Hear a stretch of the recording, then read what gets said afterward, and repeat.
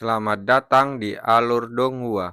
Sebelum mendengarkan, jangan lupa subscribe, like, komen, dan share ya, biar Mimin tambah semangat. Selamat mendengarkan. Iro, bagaimana kalau kita akhiri percakapan ini di sini hari ini? Aku ingin sendirian untuk memikirkannya lebih lanjut. Yuan tiba-tiba menyarankan.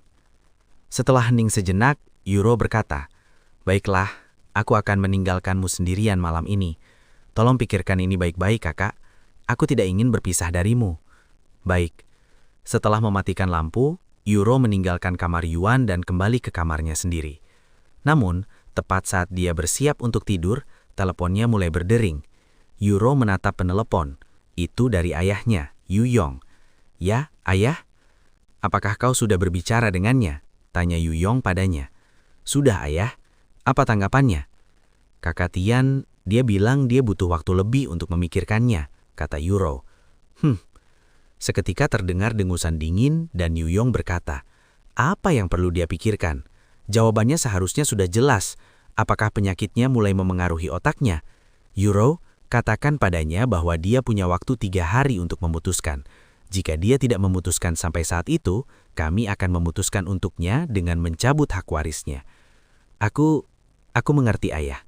Aku akan memberitahu kakak Tian." Yuro melempar ponselnya ke tempat tidur setelah Yu Yong mengakhiri panggilan. Tubuh Yuro tiba-tiba ambruk ke tempat tidur dengan kelelahan. "Bagaimana bisa sampai seperti ini? Aku hanya ingin hidup damai bersama kakak Tian, meskipun aku harus merawatnya selamanya," keluhnya. Sementara itu, di dalam kamarnya sendiri, Yuan membuang rencananya untuk berlatih kultivasi malam itu dan mulai merenungkan apa yang harus dia lakukan sekarang setelah dia tiba-tiba terjerumus ke dalam situasi sulit ini. Meskipun dia sangat ingin tetap berada di dalam keluarga dan tinggal bersama Yuro, dia tidak ingin terus memainkan alat musik seperti yang dia lakukan di masa lalu. Bahkan kalau keluarganya menolaknya, dia akhirnya akan memiliki alasan yang bagus untuk menyuruh Yuro berhenti merawatnya supaya Yuro juga bisa menjalani hidup normal. Dunia kultivasi, aku ingin menjelajahinya lebih dalam, setiap sudut dan celah jika memungkinkan. Tapi itu tidak akan mungkin jika aku menghabiskan sebagian besar atau bahkan seluruh waktuku memainkan alat musik seperti dulu. Tapi bagaimana aku bisa hidup sendiri dengan kondisi tubuhku seperti ini? Seperti yang dikatakan Yuro, aku tidak bisa bertahan hidup sendirian. Sekalipun aku bisa mengurus semuanya sendiri, kemana aku bisa pergi? Tunggu, seharusnya aku punya rekening bank dengan beberapa ribu dolar di dalamnya. Mungkin aku bisa menggunakan uang itu untuk pindah dan kemudian mencari cara untuk mendapatkan lebih banyak uang. Tapi bagaimana aku bisa menghasilkan uang dengan kondisi seperti ini? Seandainya aku bisa menghasilkan uang hanya dengan bermain cultivation online. Yuan kemudian menghabiskan sepanjang malam memikirkan rencananya seandainya keluarganya benar-benar memutuskan untuk menolaknya. Keesokan paginya, Yuro datang ke kamarnya dan bertanya dengan suara lelah, seolah-olah dia tidak tidur sama sekali. "Kakak, sudahkah kau memikirkannya? Ayah, dia bilang kau hanya punya waktu 3 hari untuk memutuskan atau dia akan memutuskan hubungan denganmu." "Aku tidak butuh 3 hari untuk memutuskan, karena aku sudah mengambil keputusan," kata Yuan. Lalu melanjutkan, "Aku tahu kau ingin aku tetap di sini, tapi aku benar-benar tidak ingin melepaskan kebebasanku bahkan di cultivation online, seperti yang pernah kulakukan di masa lalu. Aku tahu kau tidak menginginkan ini, tapi aku juga ingin kau menjalani hidupmu tanpa tanggung jawab besar seperti merawatku setiap hari, dan bukan berarti kita tidak akan bertemu lagi. Tapi kau mau pergi kemana? Siapa yang akan merawatmu? Bagaimana kau akan bertahan hidup?" tanya Yuro padanya. "Kau mungkin akan menertawakanku setelah apa yang baru saja kukatakan, tapi aku butuh bantuanmu untuk beberapa hal lagi jika aku ingin hidup sendiri. Bisakah kau melakukan itu untukku? Jika tidak, aku akan membiarkan takdir menentukan hidupku," kata Yuan sambil mendesah. Setelah hening sejenak, Yuro menghela napas. "Apa yang kau butuhkan darimu, kakak? Setidaknya aku akan mendengarkanmu. Apa rencanamu?" "Aku punya rekening dengan beberapa ribu dolar di dalamnya, dan aku akan menggunakan uang itu untuk pindah ke tempat lain yang seharusnya cukup untuk beberapa bulan. Aku juga akan menggunakan sebagian uang itu untuk menyewa seseorang yang bisa merawatku menggantikanmu. Dengan begitu, kamu tidak perlu terlalu khawatir lagi tentangku. Namun aku butuh seseorang yang bisa kau percaya untuk merawatku. Aku juga berencana menghasilkan uang, tapi aku belum yakin bagaimana caranya saat ini. Mungkin ada cara agar aku bisa mendapatkan uang sungguhan dengan bermain cultivation online." Yuro mendengarkan rencana Yuan dengan ekspresi serius di wajahnya. Aku mengerti rencanamu, Euro berbicara setelah berpikir sejenak, dan dia melanjutkan, aku pikir kau bisa menggunakan uang itu untuk pindah dari rumah dan menyewa handang atau semacamnya. Tapi siapa yang cocok untuk peran itu? Aku kira tidak ada orang yang cukup kupercaya untuk merawatmu setiap hari. Sedangkan untuk menghasilkan uang melalui cultivation online, itu sangat mungkin, karena kau bisa menjual barang atau emas di dalam game dengan mata uang real. Bahkan itu sudah menjadi pasar yang sangat besar, dengan puluhan juta dolar diperdagangkan setiap hari. Benarkah? Aku bisa melakukan itu? Jika memang begitu, aku bisa menjual beberapa barang dan mendapatkan uang dengan cara itu, kata Yuan. Tapi kau butuh seseorang untuk melakukannya untukmu, karena kau jelas tidak bisa melakukannya sendiri, dan itu bisa membongkar identitasmu, jadi sangat beresiko, kecuali orang yang melakukannya dapat dipercaya. Euro menghela napas. Nah, bisakah kau memikirkan seseorang? Aku hanya bisa memikirkan satu orang kalau bicara tentang kepercayaan, kata Yuan beberapa saat kemudian. Benarkah? Siapa? Tanya Euro dengan suara yang benar-benar bingung. Meishu, jawab Yuan dengan cepat. Euro langsung terdiam. Memang benar, Meishu bisa dipercaya, tapi Euro merenung dengan kerutan bingung di wajahnya. Meskipun dia bisa percaya Meishu untuk menjaga Yuan menggantikannya, bahkan menjaga rahasia identitasnya sebagai player Yuan, dia khawatir mereka akan mengembangkan semacam hubungan karena terlalu banyak menghabiskan waktu bersama dan akibatnya hubungannya dengan Yuan mungkin akan semakin renggang. Oh, benar, dia kan pelayan pribadimu, dan kita tidak mungkin memisahkannya darimu hanya untuk membantuku, apalagi memberinya beban sebesar diriku. Itu terlalu egois. Aku pikir kita harus mencari orang sembarangan untuk membantuku dan berharap yang terbaik. Jika identitasku sebagai player Yuan terbongkar, ya sudahlah. Aku sangat ragu itu akan membuat hidupku lebih sengsara daripada sekarang. Yuan menghela napas. Euro kembali terdiam, lalu beberapa saat kemudian berkata, Kakak, biar ku bicara dengan Meishu untuk melihat apakah dia mau membantumu. Tentu saja aku tidak akan memerintahnya atau semacamnya, dan sepenuhnya terserah padanya apakah dia mau membantu atau tidak. Bagaimana menurutmu? Kau yakin? Kau sudah bersama Meishu sepanjang hidupmu, dan dia juga sudah menjadi pelayanmu selama itu. Kurasa aku tidak bisa benar-benar memisahkan kalian berdua. Jangan khawatir kakak, Meishu tidak akan berhenti membantuku. Lagi pula, aku juga bisa mengatakan hal yang sama padamu, karena Meishu sudah ada dalam hidup kita hampir selama waktu yang sama, dan dia hampir seperti saudara perempuan kedua bagi kita. Kurasa kau bisa langsung bertanya padanya. Namun, jangan memaksanya, Euro.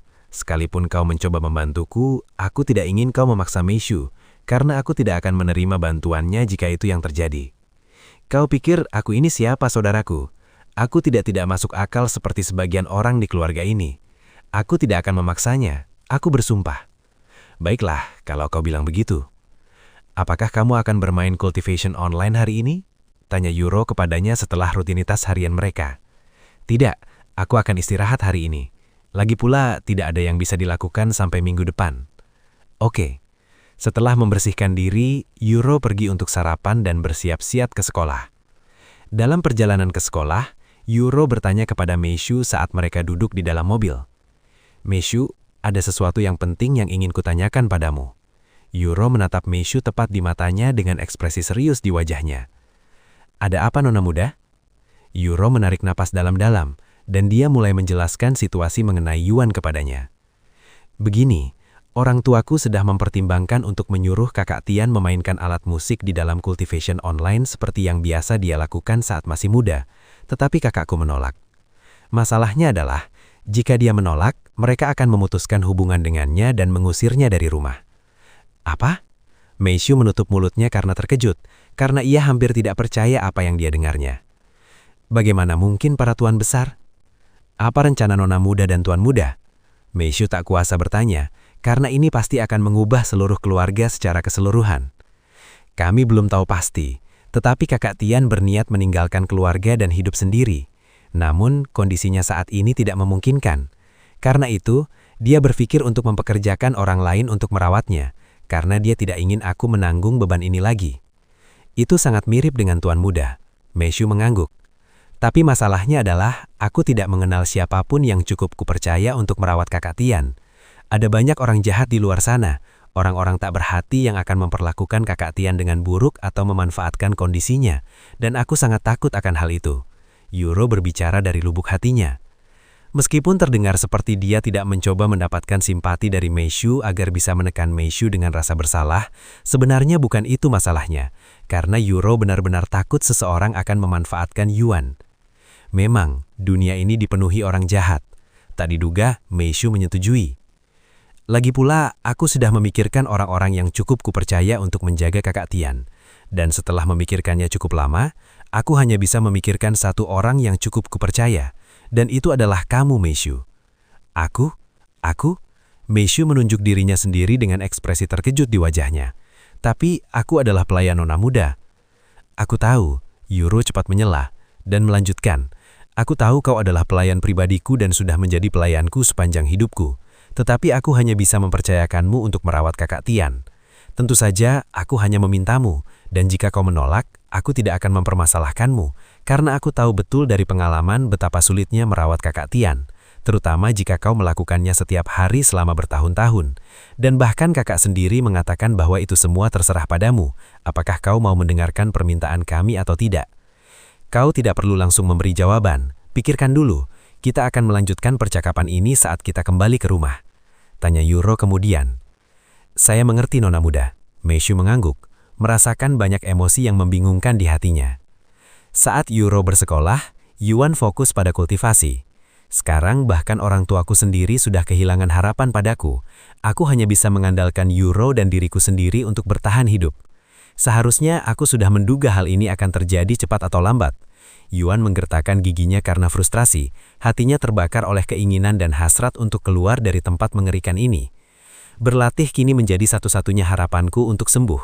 Sekalipun tidak pulih sempurna, aku akan puas dengan pemulihan sebagian. Pada saat itu, tanpa sadar Yuan, api di dalam hatinya mulai berdenyut, dan simbol-simbol emas yang terukir di tulangnya mulai bersinar terang, sehingga memancarkan aura mendalam yang menarik energi spiritual di sekitarnya, sehingga meningkatkan laju penyerapan energi spiritual Yuan dengan drastis. Sementara itu, nyala api misterius di dalam hatinya berdenyut seolah-olah telah menjadi jantung itu sendiri, dan dengan setiap detak, energi spiritual yang telah diserapnya langsung dimurnikan dan ditingkatkan, sehingga meningkatkan efektivitasnya secara signifikan. Dengan dua kekuatan mendalam dan misterius di dalam tubuhnya, kecepatan kultivasi Yuan melonjak ke tingkat yang bahkan menyaingi kecepatan kultivasinya di cultivation online tanpa memakan inti monster. Apa yang terjadi? Mengapa kecepatan kultivasiku tiba-tiba meningkat begitu pesat?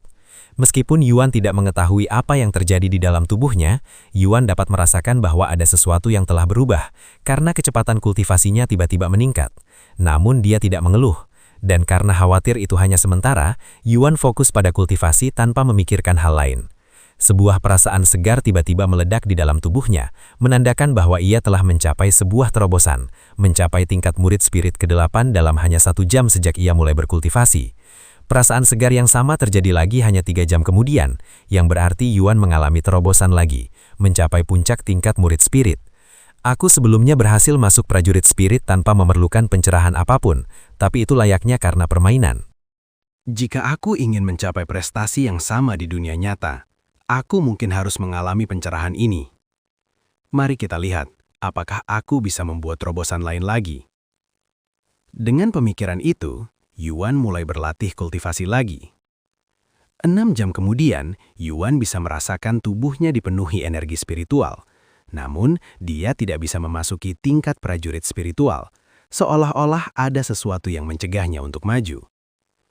Jadi, inilah yang dimaksud Xiaohua dengan perlunya pencerahan untuk melanjutkan. Namun, bagaimana cara mencapai pencerahan? Yuan mulai merenung. Namun sayangnya, betapapun ia memikirkannya, ia sama sekali tidak memiliki petunjuk tentang pencerahan. Aku harus menanyakan hal itu pada Xiaohua besok.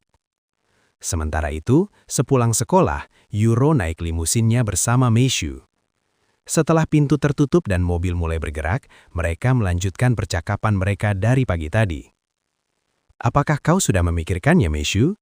tanya Yuro padanya. Meishu mengangguk lalu berkata, "Nona muda, jika Anda tidak keberatan saya bertanya, apa yang akan terjadi pada kita jika saya memutuskan untuk membantu Tuan Muda? Apakah saya masih akan melayani Anda? Aku ingin kau fokus merawat kakakku dan aku tidak ingin membebanimu terlalu banyak. Jadi aku akan mencari orang lain untuk mengurus kebutuhanku. Jangan khawatir, Kau tidak dipecat, kau hanya dipekerjakan oleh kakakku, kata Yuro. Aku bahkan akan membayarmu untuknya. Dengan begitu, kakak Tian akan memiliki beban yang lebih ringan. Aku sebenarnya tidak terlalu peduli dengan uang, Nona Muda. Jika uang adalah satu-satunya alasan aku bekerja untuk Anda, aku pasti sudah pergi sejak lama karena aku sudah menabung cukup uang untuk berhenti dari pekerjaanku, kata Meishu. Lalu dia melanjutkan, aku tahu betapa berartinya Tuan Muda bagi Anda, dan aku juga berhutang budi kepada Tuan Muda atas banyak hal di masa lalu. Jadi, jika kalian berdua membutuhkan bantuanku, aku akan melakukan yang terbaik. Apakah ini berarti kau bersedia merawat kakak Tian? Yuro bertanya padanya untuk meminta konfirmasi. Meishu mengangguk dengan sedikit senyum di wajahnya, dan dia berkata, hanya jika Nona Muda mengizinkan saya untuk terus bekerja untuknya meskipun saya sudah mengurus Tuan Muda. Tentu saja, saya tetap akan memprioritaskan Tuan Muda, tetapi jika saya punya waktu luang, saya ingin bekerja untuk Anda. Meishu, aku bahkan tidak tahu bagaimana harus berterima kasih padamu. Yuro merasakan air matanya berlinang. Anda tidak perlu berterima kasih kepada saya, Nona Muda. Saya hanya menjalankan tugasku. Yuro mengangguk dan berkata, baiklah, jadi sudah diputuskan. Kita akan membicarakan ini lebih lanjut setelah kembali ke saudaraku. Beberapa saat kemudian, limusin berhenti di depan rumah mereka dan Yuro serta Meishu langsung menuju kamar Yuan.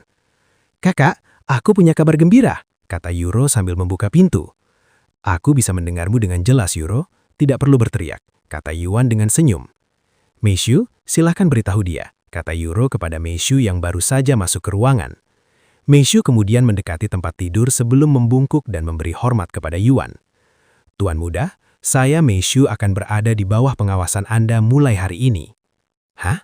Apakah ini berarti kau rela meninggalkan Yuro untuk bekerja denganku? Jika memang begitu, seharusnya aku yang mengatakan itu, kata Yuan dengan suara agak linglung.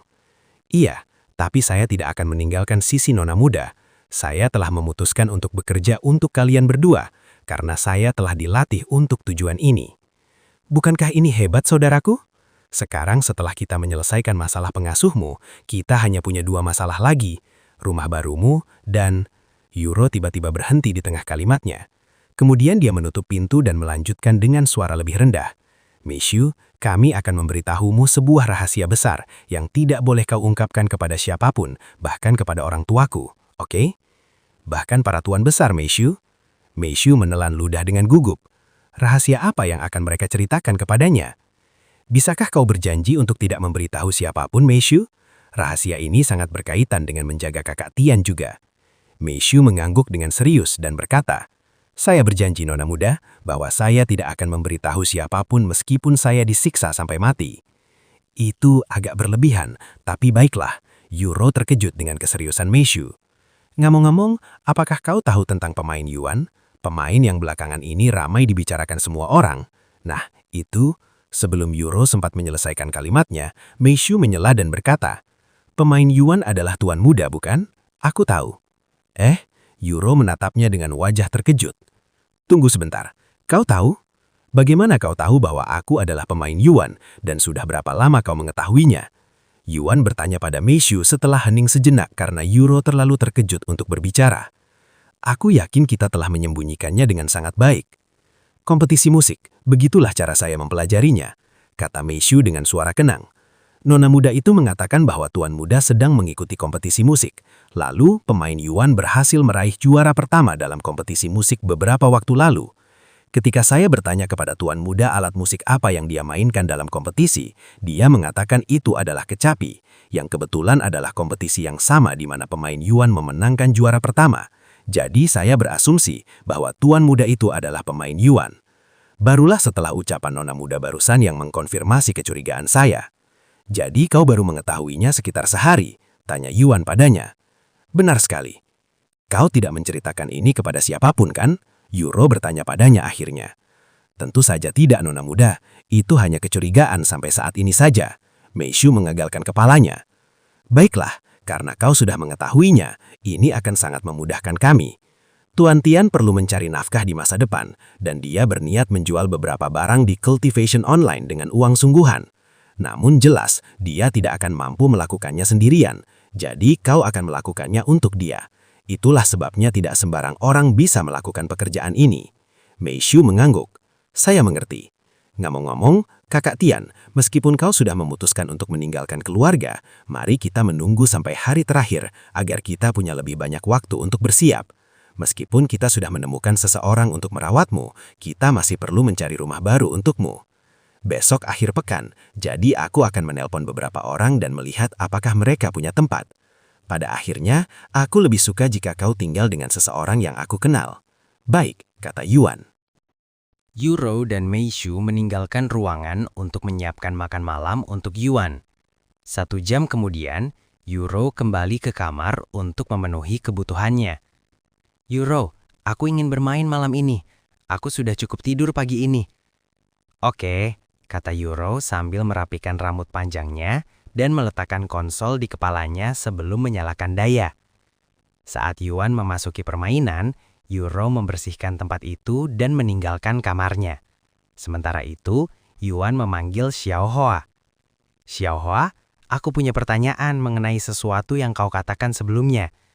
Ketika seorang kultivator mencapai puncak murid roh, mereka harus mengalami pencerahan sebelum mereka dapat menembus ke prajurit roh, benar? Benar sekali, Xiaohua mengangguk. Sebenarnya apa itu pencerahan? Adakah trik-trik tertentu untuk mencapainya? Kenapa kau ingin tahu, Kakak Yuan? Kau sudah menjadi prajurit roh dan bahkan akan segera menjadi guru roh, tanya Xiaohua padanya. Ya, aku hanya penasaran, karena aku belum pernah mengalaminya sendiri. Selain itu, ini mungkin bisa membantuku jika aku perlu mengalami pencerahan untuk menerobos guru roh. Xiaohua mengangguk lalu berkata, "Tutup matamu, Kakak Yuan." Yuan tidak menanyainya dan menutup matanya. Begitu Yuan memejamkan matanya, Xiaohua mengangkat tangan kecilnya dan menusuk Yuan di antara alisnya dengan jarinya. Secerkah cahaya kecil muncul di antara dahi Yuan selama sepersekian detik sebelum menghilang. Sementara itu, di dalam pikiran Yuan, ia mengalami pencerahan. Namun, itu bukanlah pencerahannya sendiri, melainkan pencerahan Xiaohua ketika ia pertama kali mencapai tingkat prajurit roh, dan ia hanya berbagi pengalamannya dengannya melalui teknik misterius. Jadi begini rasanya pencerahan, gumam Yuan dan dia membuka matanya beberapa detik kemudian. Meskipun terasa jauh lebih lama di dalam pikirannya, kenyataannya hal itu hanya berlangsung beberapa detik. Sebenarnya tidak ada trik khusus untuk menerima pencerahan, Kakak Yuan. Namun mungkin akan membantu jika Anda pernah merasakannya sebelumnya. Begitu ya. Terima kasih banyak Xiaohua. Sampai jumpa lagi besok. Yuan segera keluar dari sistem dan mulai berusaha mencapai pencerahan untuk dirinya sendiri selagi perasaan itu masih segar. Setelah menarik nafas dalam-dalam, Yuan mengingat kembali apa yang baru saja ia alami dan mulai berlatih dengan mengingat hal itu. Yuan dengan cepat memasuki keadaan pikiran yang tenang, di mana dia tidak memikirkan apapun, hampir seperti dia setengah tertidur. Beberapa jam kemudian, Yuan merasa seolah-olah dinding tak terlihat yang selama ini menghalanginya untuk maju, tiba-tiba runtuh, memungkinkan energi spiritualnya mengalir ke depan, menembus batas hingga capai tingkat prajurit roh. Hembusan angin menerobos ke dalam ruangan, meskipun jendela tertutup, dan selimut tipis yang menutupi tubuh Yuan terhempas dari tempat tidur. Di ruangan gelap ini, dengan semua sumber cahaya dimatikan, cahaya keemasan samar dapat dilihat di sekitar tubuh Yuan saat ini. Dan di dalam tubuh Yuan, ia bisa merasakan sensasi geligi yang menjalar melalui pembuluh darah di seluruh tubuhnya. Beberapa saat kemudian, cahaya meredup dan angin menghilang. Begini rasanya prajurit roh di dunia nyata. Aku merasa lebih berenergi dan kuat daripada saat pertama kali memasuki prajurit roh di Cultivation Online. Dengan begitu banyak energi di tubuhnya, Yuan tak kuasa menahan diri untuk mencoba menggerakkan anggota tubuhnya, dan yang mengejutkannya, meskipun ia tidak bisa menggerakkan anggota lengan atau kakinya, ia bisa merasakan gerakan kaku di jari tangan dan kakinya. Aku bisa bergerak. Meskipun ia hampir tidak bisa menggerakkan jari tangan dan kakinya selama beberapa detik, Yuan sangat gembira dengan perubahan kecil ini, karena ini berarti ia masih hidup harapannya untuk sembuh. Dan untuk memastikan bahwa dia tidak menghayalkan hal itu, Yuan menghabiskan beberapa menit kemudian menggerakkan jari tangan dan kakinya. Ini nyata. Aku tidak sedang bermimpi. Aku benar-benar bisa menggerakkan tubuhku, berteriak Yuan dalam hati. Setelah tenang, Yuan segera kembali berlatih kultivasi. Jika mencapai tingkat prajurit roh membantunya mendapatkan kembali kendali atas tubuhnya sendiri, apa yang akan terjadi setelah ia mencapai tingkat master roh dan seterusnya? Apakah ia bisa menggerakkan anggota tubuhnya lagi? Mungkin ia bahkan bisa berjalan nanti. Meskipun ia telah mencapai tingkat prajurit roh, kecepatan kultivasi Yuan tidak melambat. Justru kecepatannya malah bertambah. Bahkan ia menyerap energi spiritual di sekitarnya begitu cepat, sehingga menciptakan angin yang sangat halus di ruangan. Hampir seperti ada kipas angin dengan daya rendah di dalam ruangan. Saat pagi tiba, Yuan telah naik satu tingkat lagi, mencapai prajurit roh tingkat 2. Sementara itu, setelah bangun tidur, Yuro langsung pergi menyiapkan sarapan. Kenapa selimutnya ada di lantai? Pikir Yuro dalam hati saat memasuki ruangan dan melihat selimut itu tergeletak di lantai. Jendela-jendela tertutup, jadi itu pasti bukan angin. Namun ia tidak terlalu memikirkannya dan melanjutkan rutinitas hariannya. Beberapa jam kemudian, setelah memberi makan Yuan dan membersihkannya, Yuro bersiap-siap untuk latihan paginya. Setelah latihan pagi selesai, Yuro kembali ke kamarnya. Namun tanpa menjelajahi internet atau bermain cultivation online, Yuro melihat-lihat kontak di ponselnya dan mulai menelpon orang-orang yang dipercayanya. Dan meskipun ada banyak kontak di ponselnya, hanya beberapa di antaranya yang benar-benar penting baginya. Yuro memilih salah satu kontak terpercaya ini dan menghubunginya. Beberapa dering kemudian, seseorang mengangkat telepon. "Selamat pagi, Nona Muda. Apakah Anda membutuhkan saya? Apakah terjadi sesuatu pada Tuan Muda?" Suara Dr. Wang terdengar melalui telepon. "Dr. Wang, apa kabar? Ini berhubungan dengan Kakak Tian, namun tidak seperti yang Anda pikirkan," kata Yuro, lalu melanjutkan. "Karena sebab tak terduga, Kakak Tian sedang mencari tempat tinggal baru, dan saya ingin tahu apakah Anda punya tempat yang bersedia Anda sewakan untuk Kakak Tian?" "Hah?" Seperti yang Yuro duga, Dr. Wang mengeluarkan suara kebingungan di balik telepon dan terdiam sejenak. "Jika Anda tidak keberatan bertanya, mengapa Tuan Muda mencari tempat tinggal baru? Ada apa dengan kamarnya sekarang? Apakah dia keluar kotoran lagi?" tanya Dr. Wang padanya. "Tidak, bukan seperti itu sama sekali. Aku harap semudah itu," Yuro menghembus. Dia melanjutkan, "Yah, Kakak Tian mungkin akan diusir dari rumah. Jadi kita harus mencari tempat tinggal baru untuknya. Dan aku lebih suka jika dia menyewa tempat dari seseorang yang kita percayai." Apa? Mengapa Tuan Muda diusir dari rumah?" Suara Dr. Wang yang tercengang terdengar. Ceritanya panjang. Yuro menghela napas. Lalu ia mulai menjelaskan situasinya kepada Dr. Wang. Terutama karena cepat atau lambat, ia akan terpengaruh oleh hal itu.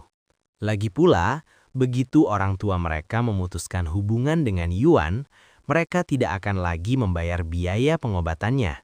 Sekalipun Dr. Wang adalah orang yang sangat dermawan, tidak mungkin ia akan terus merawat Yuan tanpa pembayaran yang akan menelan biaya jutaan setiap tahunnya. Astaga, aku tak percaya. Tak kusangka mereka akan menolak Tuan Muda karena hal seperti ini. Dr. Wang benar-benar terdiam. "Jangan khawatir, Dr. Wang. Sekalipun orang tua saya tidak lagi mau membayar pengobatan Kakak Tian, kami akan membayarnya," kata Yuro. Karena dia tahu seberapa kaya pemain Yuan, jika Yuan menjual sebagian saja dari emas dan harta karunnya di dalam game, dia akan mampu membayar tagihan medis dan hidup nyaman untuk sementara waktu. "Nona Muda, kita bisa membicarakan itu setelah sampai di sana. Untuk sekarang, mari kita tangani situasi yang ada, yaitu mencarikan Tuan Muda tempat tinggal baru," kata Dr. Wang. Lalu ia melanjutkan, "Meskipun saya tidak memiliki kamar kosong untuk disewa, saya memiliki beberapa kamar tamu yang tersedia di rumah utama saya.